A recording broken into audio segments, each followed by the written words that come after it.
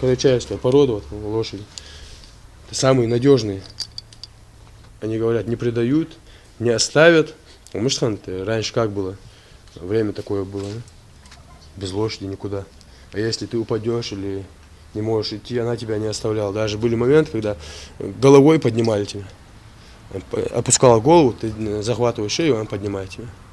Давней мечтой Сайфулы Абадиева было желание приобрести настоящего породистого скакуна. Однако кто знает, сколько зарабатывает сельский учитель Сайфулла физрук в одной из местных школ и сколько стоит хороший конь, тот сразу поймет, что такую мечту смело можно отнести, если не к категории несбыточных, то точно к числу труднодостижимых. Сайфулла начал копить деньги, а когда, как ему показалось, накопил достаточно на маленького породистого жеребенка, стал ворошить интернет в поисках подходящего варианта. И наткнулся на сайт известного на Северном Кавказе бизнесмена и селекционера Хасана Салпагарова из Карачаева-Черкесии.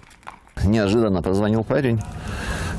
Уже после того, как мы провели аукцион, распродажа, все закончилось. Через месяц примерно звонит парень, говорит, вот я слышал, что у вас распродажа. Я говорю, распродажи уже нет. Вот. И он начинает, а сколько будет стоить там жеребец 3 лет? Ну, поговорил. И тут в разговоре я ему говорю, я с Ингушетии, так, хотел бы приобрести карачаевскую породу, лошадь какую-нибудь. И он мне говорит, я продаю только 3-летних, и у меня цена высокая, минимальная у него 100 тысяч цена. Сайфулла стал расспрашивать Хасана о жеребцах и сказал, что хотел бы купить одного из питомцев по сходной цене. Нижний порог этой сходной цены сразу дал понять нашему земляку, что жеребец ему не по карману. Но если вы думаете, что разговор двух мужчин закончился на минорной ноте, вы ошибаетесь. И он говорит, если ты действительно с Ингушетии тянешься к нашей породе, приезжай, говорит, я подарю тебе жеребца. И даже сначала было обидно, он даже не поверил. Он решил, что я шучу. Он еще раз перезвонил, говорит, вы не шутите? Я говорю, нет, не шучу, приезжайте уже. Сайфулла не поверил своим ушам и решил, что собеседник шутит. Но Хасан и не думал шутить. Он пригласил молодого человека к себе в республику, и они вместе с отцом тронулись в путь. Строители у нас шикарные, просто хорошо. Так, по-моему, не каждого встречает.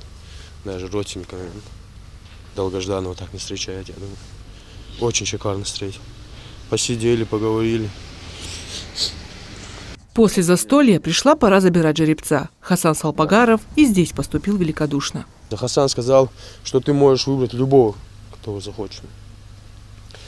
Ну вот, стали смотреть, а там все, глаза заплывают, все одинаково. И единственный был только белый, вот, и ноги белые. Это единственный был. Средний жеребец такой. Я не ожидал, конечно, что он может выбрать правильно. То есть он поехал, я ему дал право выбрать. Сам не поехал даже, отправил с помощником. Они поехали, выбрали. Он выбрал очень хорошего коня. То есть видно, что если даже он сам лично не занимался, то предки были лошадниками.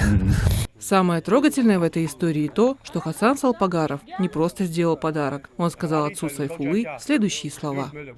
Вот там он сказал отцу, он у меня не просил лошадь.